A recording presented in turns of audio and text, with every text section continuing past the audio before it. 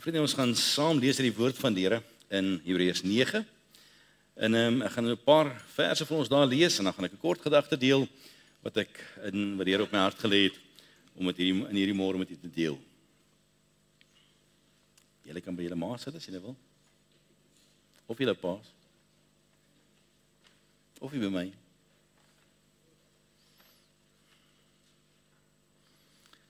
Hebreërs 9 vers 1 sê: So het dan die eerste verbond, sowel as verordeninge, vir die erediens as ook sy aardse heiligdom gehad, want die tabernakel is so ingerig, die eerste, waarin die kandelaar was, en die tafel en die toonbrode, wat die heilige genoem word, en agter die tweede voorhangsel, die tabernakel wat genoem word, die allerheiligste, waarin die goue wierookbak was, en die ark van die verbond rondom heeltemal met goud oortrek, waarin die goue kruik met die manna was, en die staf van Aaron wat gebloei het, en die tafels van die verbond, en daarbo op die gerubs van die heerlikheid, wat die versoendeksel oorskadu het, waaroor nie nou afsonderlik gespreek kan word nie. En nadat hierdie dinge so ingerig was, het die priesters wel gedurig in die eerste tabernakel ingegaan, om die dienste te vervul, maar in die tweede, die hoëpriester alleen, eenmaal in die jaar nie sonder bloed nie. Want hy offer vir homself en vir die sonde van die volk uit die onwetendheid begaan het. Waarmee die Heilige Gees dit duidelik maak, dat die weg na die heiligdom nog nie geopen is, solank as die eerste tabernakel nog standhou nie. Ek wil net tot daar lees, terwille van tyd, u kan hierdie hele gedeelte kan u gaan lees, en vertrou ek die Here dat hy regtig met u sal praat uit hierdie gedeelte oor die wonder wat hier opgeteken is. Vers 7 sê vir ons hierdie woorde, nie sonder bloed nie. Hy herhaal dit weer in vers 18 vir 'n tweede maal, en hy praat oor hierdie gedagte van nie sonder bloed nie. En daarom wil ek met u praat, baie eenvoudig en baie kortliks, oor hierdie onderwerp van deur die bloed van die Here Jesus. Op grond van hierdie woorde, nie sonder die bloed nie. Want jou en my geloofslewe sonder die bloed is 'n okkult. Jou en my geloofsoortuiging sonder die bloed is niks werd nie. En alles wat ons doen en alles wat ons is sonder die bloed beteken net mooi niks. En daarom is dit vir ons nodig om net vir 'n vinnige 'n blik in 'n oomblik net te kyk met perspektief na dit wat die woord van die Here vir ons kom sê oor hierdie gedagte van die waarde wat daar vir ons in die bloed van die Here Jesus opgeteken is. Hierdie woorde nie sonder die bloed nie vind ons dwars deur van die Ou Testament af deur tot ver binne in die Nuwe Testament, en dis baie kosbaar tot in die laaste boek van die Bybel. Ons vind dat Jesus het self daarvan gepraat, ons vind dat die apostels het daarvan getuig, en selfs in die boek van Openbaring vind ons dit tot binne in die hemel. En as 'n mens dink daaraan, dan gryp dit 'n mens in die hart, want baie maal dink ek ons verstaan nie altyd, en 'n mens onthou nie altyd die grootheid van die bloed van die lam nie. Nou, ons het nou gelees in hierdie gedeelte van die tabernakel, en die tabernakel wat nou daardie byeenkomplek was van die volk van die Here, hoe hulle na hom toe gekom het, en hy onder die volk kom woon het, en in die allerheiligste van die tabernakel was daar 'n ark van die verbond. En die ark van die verbond was toegemaak met die gerub se vlerke, en onder op die deksel van daardie ark van die verbond was dit die plek waar die hoëpriester gekom het een keer 'n jaar, en hy die bloed wat geoffer was, het hy dan op daardie deksel kom stryk. En onder daardie deksel uit, onder daardie bloed uit, het die stem van God na die mens toe gekom. So die bloed van die Here en die stem van die Here loop hand aan hand met mekaar. En as die bloed van die Here nie daar is nie, is die stem van die Here nie daar nie. En baie mense leef in die wêreld, leef in die vlees, en praat baie van die Here het met my gepraat. Maar as jy nie by die heiligdom gekom het waar die bloed was nie, was dit verseker nie die Here gewees nie. En daarom wil ek graag vir u in 'n paar plekke in die woord van die Here wys, hoe dat hy op 'n wonderlike wyse deur sy bloed kom werk het. Ons vind dit in die Ou Testament. Diere was geslag gewees van die boek van Genesis af alreeds, kom God homself, wat die heel eerste offer gebring het. En God kom terwyl Adam en Eva die groot sonde gepleeg het wat hulle gedoen het, en in daardie oomblik is hulle in hierdie penarie, want daar is skeiding tussen hulle en die Here, daar's nie harmonie tussen die mens en God nie, en God self kom en hy slag 'n diertjie. om 'n velletjie te kan kry sodat hy hulle naaktheid, hulle skaamte kan kom bedek. So die heel eerste offer wat gebring was, die heel eerste bloed wat gevloei het, was God homself gewees wat die offer gebring het, en hy het gedoen om die mens se skande te bedek.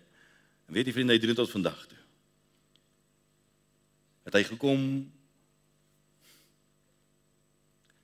om sy bloed vir jou en vir my te vergiet, om ons skande te kom bedek. Kain en Abel, vind ons dat daar was 'n offer gebring deur hierdie twee broers. Abel se offer was 'n eersgebore kleinvee gewees. Daar reg voor die ingang van die paradys word hierdie twee seuns van Adam en Eva word geleer wat ware aanbidding is. En as jy ware aanbidding voor God wil hê, het jy nodig om 'n offer te bring, want jy kan nie in ware aanbidding voor God wees sonder die bloed nie. En daar kom hierdie twee seuns en die een bring 'n offer nie sonder die bloed nie, wat wel aangenaam is voor die Here. En die ander een doen sy eie manier. En hy dra die gevolge. En dis wat nodig is, vriende, vir jou en vir my ook in vandag se lewe. Om maar net opnuut te besef dat om in ware aanbidding voor die Here te wees is onmoontlik vir jou en vir my sonder die bloed van die lam. Maar dan draai ek die vraag om as 'n mens dink aan die gedagte, want as 'n mens baie keer kyk na ons lewens en kyk na hoe ons aanbid, dan vra ek, hoe ernstig is ons oor die bloed van die lam? Die volgende een vind ons in Hebreërs 11 vers 4. Hy sê deur die geloof het Abel 'n beter offer gebring as sy broer Kain. So deur die bloed is dit vir jou en vir my moontlik om beter offers aan God te kan bring. Kan jy jou indink? Hoor jy die woorde wat ek hier spreek? Jy het die geleentheid van 'n leeftyd as kind van die Here om 'n beter offer voor God te kan bring alleen deur die bloed van die lam. En dit is 'n kosbare voorreg, want in ons dag is dit, ek dink, enige kind van God se begeerte om beter offers voor God te kan bring. Ek dink aan Noag. Na die vloed kom die ark tot stilstand en die eerste ding wat gebou word is 'n altaar. Maar dan moet 'n offer gebring word voor die Here, want hy het hierdie mense gespaar van die oordeel van die Here, en deur hierdie offer wat gebring word, is dit die bewys van 'n nuwe begin. En nie soos die les vir jou en vir my, ek en jy kan soveel keer oorbegin wat ons wil, maar daar's net een nuwe begin, en dis as 'n begin, nie sonder die bloed nie. Al die ander is maar net nog 'n blaadjie wat omgeblaai word, al die ander is maar net tydelik, maar daar's een ware nuwe begin, en dis nie sonder die bloed van die lam nie. Isak word wonderbaarlik gebore toe die Here 'n belofte gemaak het. En dis nie die Here se somme wat nie sin gemaak het toe hy 'n vrou gekies het wat amper 100 jaar oud was om 'n babatjie te hê nie. Maar God se wonder van sy belofte is so groot dat hy 'n vrou van byna 100 jaar kan vat en vir haar 'n ou babatjie kan gee om 'n belofte aan 'n man waar te maak, nooit ooit sonder die bloed nie. En God kom en hy vra vir Abraham daardie belofte wat ek vir jou gegee het. Daardie kans vir oorlewing, daardie kans vir 'n toekoms, daardie kans vir 'n lewe vorentoe in Isak. Kom offer dit. En so kan ek en jy 'n toekoms in die Here hê. Alleen as ons bereid is om die beloftes wat God vir ons gee, vir hom te kom offer. En dit kan ons nooit doen sonder die bloed nie. Die tweede een is ons sien dit ook in die woorde van die Here Jesus. Jesus self leer ons rondom hierdie gedagte van die bloed. Ons lees Johannes die Doper praat van Jesus wat 'n dubbelwerk om doen het, uitgekom as die lam wat die sonde van die wêreld sou wegneem. En hy is die een wat ons met die Heilige Gees sou kom doop het, nie met water nie, maar met die Gees. Want in water is daar niks, maar in die Gees is daar lewe. Die tweede plek wat ons vind dat die Here Jesus met dit besig is in die sinagoge in Kapernaum. En Jesus kom nou homself die brood van die lewe. Hy sê in Johannes 6 vers 53 tot 56, as julle nie my bloed drink nie, het julle geen lewe nie. In vers 54 sê hy wat my bloed drink, het die ewige lewe. In vers 56 sê, wie my vlees eet en my bloed drink, bly in my. So vir jou en vir my as kind van die Here, om te kan sê dat ons in hom is en dat ons nooit van hom geskei kan word nie, het ons nodig om ons te vereenselwig met die bloed van die lam. Want in dit is daar vir ons ewige lewe. En Jesus bevestig wat die offerhandes van die Ou Testament was en hoe dat hy het kom vervul het, hoe dat hy het kom waarmaak het. Daarom is hy die antwoord.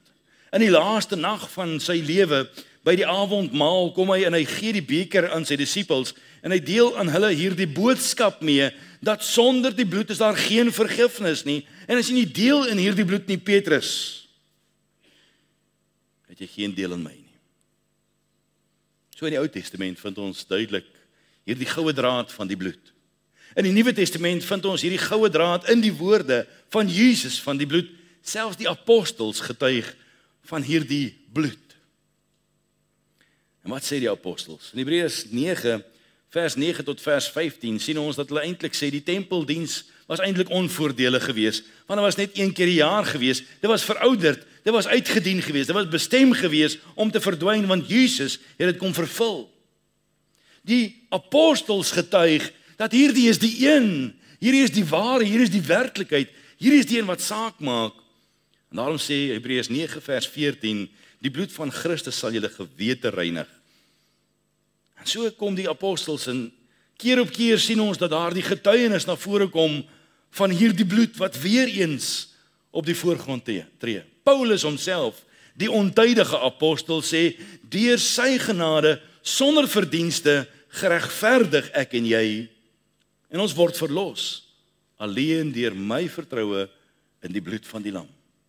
Nie in my werke nie, nie in my vermoëns nie, nie in my kennis nie, nie in iets wat ek het om te bied nie, geen water gaan dit vir my doen nie, geen kerk gaan dit vir my doen nie, alleen die bloed van Jesus.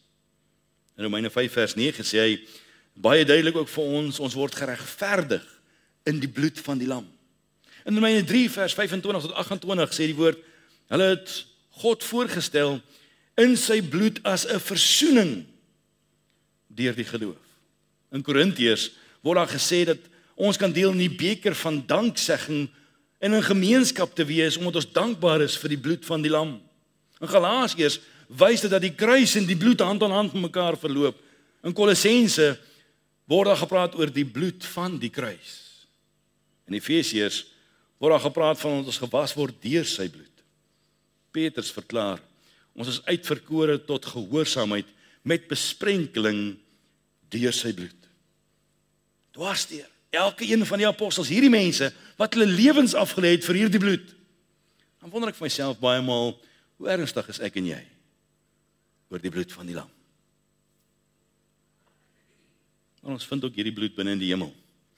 Openbaring 5 vers 9 sê, toe sing hulle 'n nuwe lied en sê, U is waardig om die boek te neem en sy seels oop te maak, want U is geslag en het ons vir God met U bloed gekoop uit elke stam en taal en volk en nasie. In Openbaring. In die boek wat vir baie mense in ons dag geslote is daar hierdie wonderlike gebeurtenis rondom die troon van God, rondom daardie een enkele plek waar geen mens sy voete kan sit, as dit nie vir God se genade is nie. Kom maar hierdie beeld na vorentoe en hulle sien hom as die een wat geslag is. So hulle sien die bloed op die troon van die heelal. En ek dink so vir myself, as hulle so ernstig is oor die bloed van die lam, dat dit op die troon van die hemel is, waarom trap ons baie maal so maklik op die bloed van vergifnis? Waarom trap ons baie maal so maklik op die bloed van vrymaking? Waarom trap ons baie maal so maklik op die bloed van sy liefde? Later sien ons 'n groot menigte wat niemand kan tel nie, sê die woord van die Here, en hulle klere is gewas in die bloed van die lam, Openbaring 7 vers 14, hy sê, en ek sê vir hom, my Heer, U weet dit, en hy sê vir my, dit is hulle wat uit die groot verdrukking kom, en hulle het hulle klere gewas, en hulle klere wit gemaak in die bloed van die lam. Het jy geweet, daar is mense wat meer erns het met die bloed van die lam, as wat ek en jy ooit in ons lewe kan hê? Dis mense wat hierdie verdrukkingstyd met hulle eie bloed gaan betaal.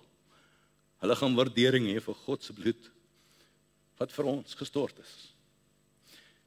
Maar verder leer ons, daar's 'n oorwinningslied wanneer die duiwel homself vir 'n laaste maal finaal geoorwin sal word in Openbaring 19. Wanneer daar die loflied opgerig gaan word na die troon van die hemel, want die Satan en sy trawante is finaal uit die pad uitgevee, gebaseer op die bloed van die lam. As 'n skrywer wat sê, tot in die ewigheid, in die heerlikheid van die hemel sal daar geen woord wees, waardeur al die groot gedagtes van God, die wonderbare liefde van die Seun van God, die krag van sy verlossing en die vreugde en danksegging van elke verloste saamgevat kan word nie, en uitgedruk kan word nie, behalwe deur een sinsnede, hierdie woorde, nie sonder die bloed nie. In die begin, regdeur tot die einde, is die bloed die goue draad. En as dit nie in jou en my lewe so is, dan is ons besig om te trap op die bloed van die lam. En as ek baie maal sien die dingetjies waarmee ons besig is. Man, kyk, ons kan ons wip 10 voet hoog. En dan sal ek jou my punt wys. Is nie besig om te trap op die bloed nie. Baie maal ontheilig ons die bloed van die lam, omdat ons besig is met my wil en jou wil en my idee en jou idee. Is ons nie besig om die bloed van die lam te verydel nie, omdat ons baie keer hardkoppig is nie. En as ek kyk na die woord van die Here, dan gryp dit my in my siel. Want hierdie bloed is die bloed van krag. Hierdie is die bloed wat lewend maak. Hierdie is die bloed wat nuut maak. Hierdie is die bloed wat die groot verskil maak. Hierdie is die bloed van die troon van die hemel. Hierdie is die bloed van God se liefde. Hierdie is die bloed van die heilige, die driemaal heilige. Hierdie is die bloed van die heerlikheid van God. Hierdie is die bloed van die liefling van die hemel. Weet jy vriende, jy kan dalk nie van die dominee hou nie. Jy kan ook nie van die kerkraad hou nie. O, mag God ons bewaar. En wat maak ons met sy bloed? Ek lees in die woord van die Here. Hierdie woorde deur sy bloed. En die woord is vir ons baie kosbaar en opgesluit. Hy gee vir ons 'n paar teksverwysings wat vir ons dit kom bewys, en ek gaan hierdie paar teksverwysings vir u gee, en dan is ons klaar vir vandag. Hy sê, deur hierdie bloed is ons gekoop. Handelinge 20 vers 28 sê die woord, gee dan ag op julleself en op die hele kudde, waaroor die Heilige Gees julle as opsieners aangestel het, om as herders die gemeente van God te versorg, wat hy deur sy bloed verkry het. So wat maak ek en jy met die kudde wat God vir ons gegee het?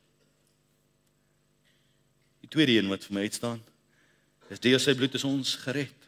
Efesiërs 1 vers 7 sê die woord van die Here, in hom het ons die verlossing deur sy bloed, die vergifnis van die misdade, na die rykdom van God se genade. En as jy die rykdom van God se genade wil beleef, gaan dit nie oor 'n Ferrari of 'n Porsche of 'n mooi huis of 'n mooi ding nie. Dit gaan oor die bloed van die lam wat jou vrygekoop het, soos niks jou ooit kan vrykoop nie.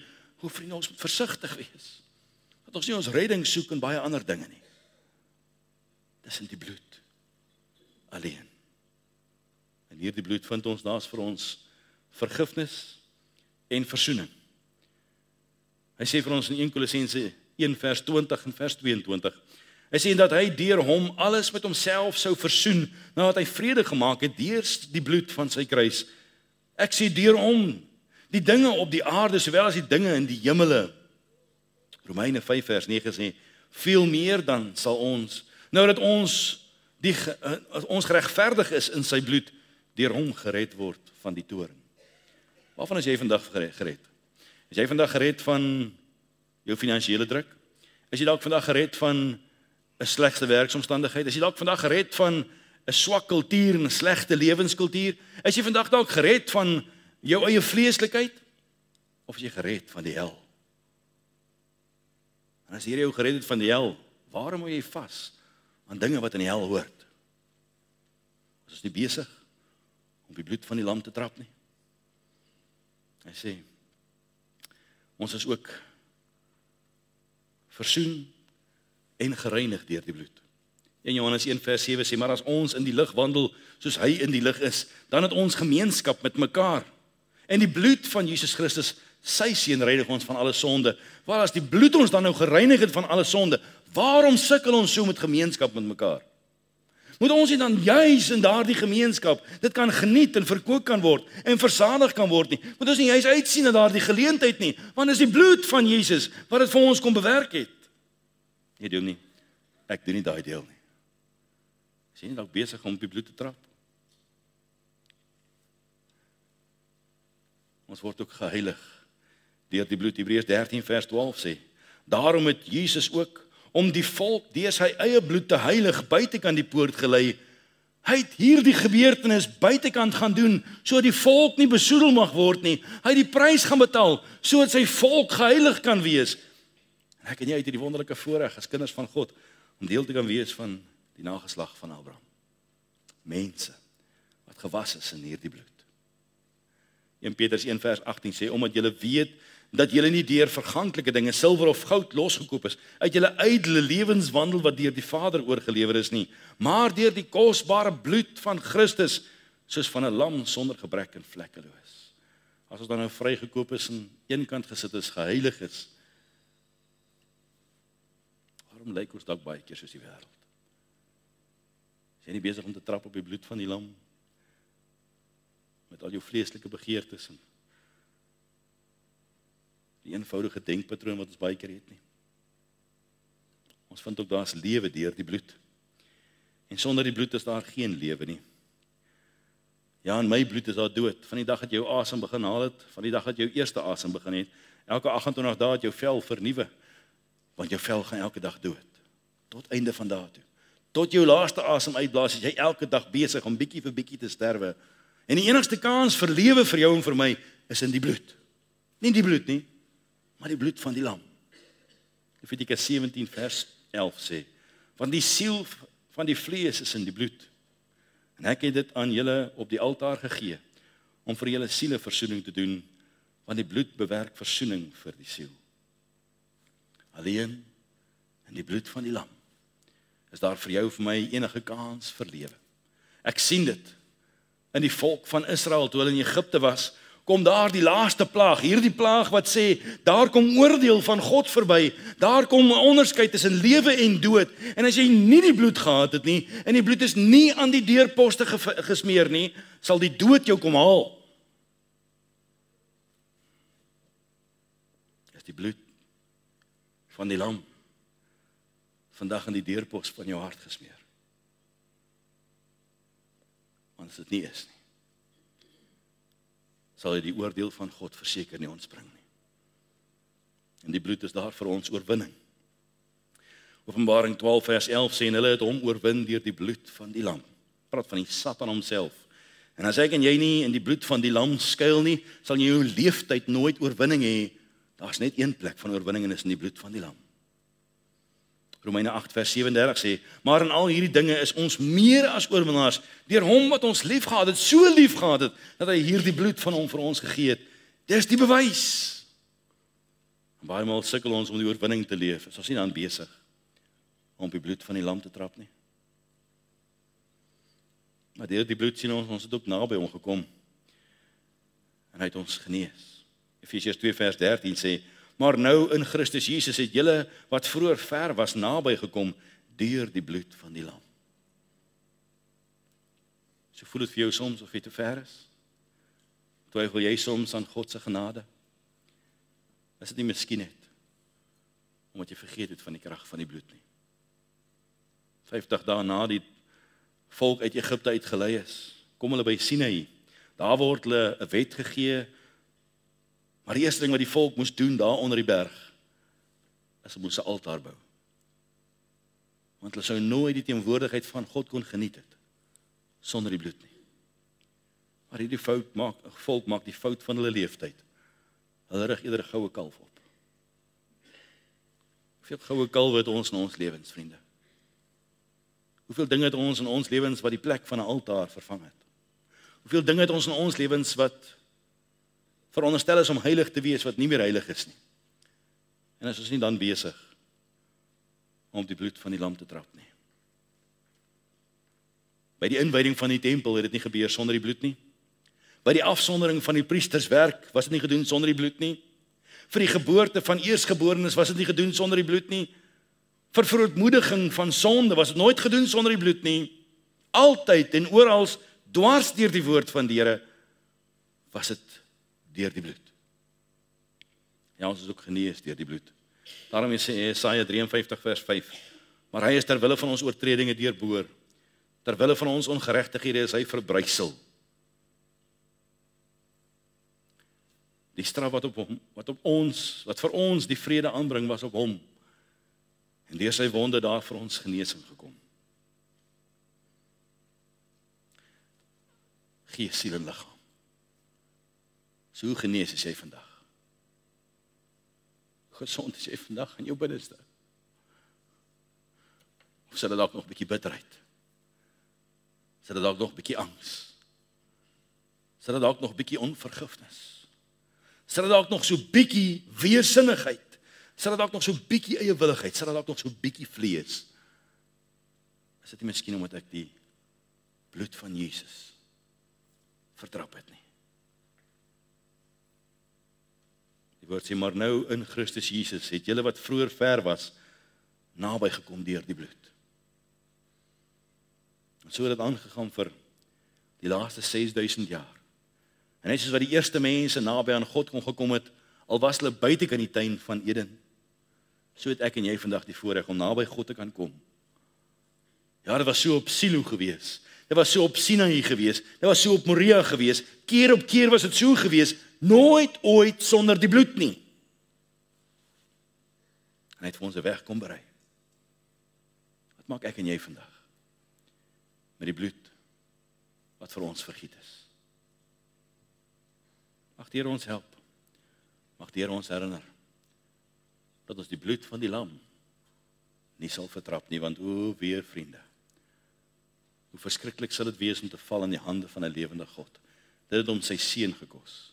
Dit het hom die troon van die hemel gekos. Dit het hom die liefling van die hemel gekos, en as ons op die bloed van die lam trap, sal jy voor God staan en die prys betaal. Mag God ons help. Kom ons buig ons harte aan, bid ons saam. Vader, baie dankie vir die wonderlike voorreg wat ons vandag het, om ons hart voor U te kan kom buig. Dankie Here vir U bloed. En Here, vergeef ons as ons iets van dit gemaak het wat dit nie is. En Here, wees ons genadig dat ons die diepte en die wonder en die heerlikheid van U bloed sal begryp. Sodat ons nooit voor U sal skuldig staan en teen U sal sondig nie, Here. Kom was ons met U bloed. Kom reinig ons gewetens, ons gedagtes, ons kultuur, ons menswees, ons wil, ons karakter, ons persoonlikheid, ons huise, ons huwelike, ons werke. Here, kom reinig ons kerk met die bloed waarop ons so maklik kan trap. Ons pleit dit in Jesus naam.